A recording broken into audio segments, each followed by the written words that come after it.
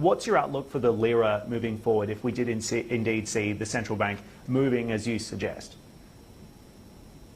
I know, look, it's always very difficult to forecast any currency, but if you look at that graph that's on the screen right now, you see that a lot of that devaluation has happened in the first half of the year, first quarters of the year, so it's been somewhat stable over the past quarter or so.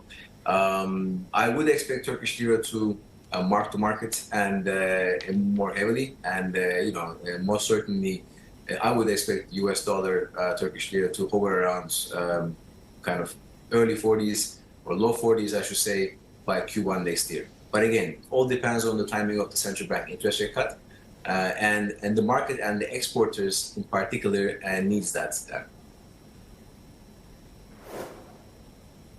Ozan, I have to also get your reaction to the latest political headlines as well. Never a dull moment in Turkey, and now we're hearing that Turkey is considering joining BRICS. What's the game that Erdogan is seeking to play here, given Turkey is already a NATO member? Look, on the face of it, joining or talking to join BRICS is on its own not mutually exclusive in terms of being a part of NATO. The place that Turkey is geostrategically requires the country to be able to talk to all counterparties around the world. The real issue, potential issue, will be based on the fact that we live on a much more polarized world.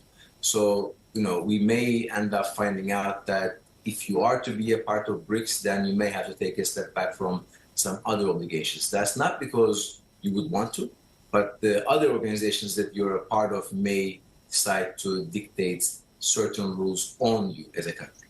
So on the face of it, Turkey looking to engage in a more, organic manner with the BRICS countries is not a bad thing. It's a part of the world economy, it's a growing part of the world economy, and that's fine. So far as it doesn't really put the country in collision course with its NATO allies, and considering the backdrop of all of this, then, where we are morphing into a world where the traditional alliance structures that were set since the end of World War II are coming under a lot of pressure.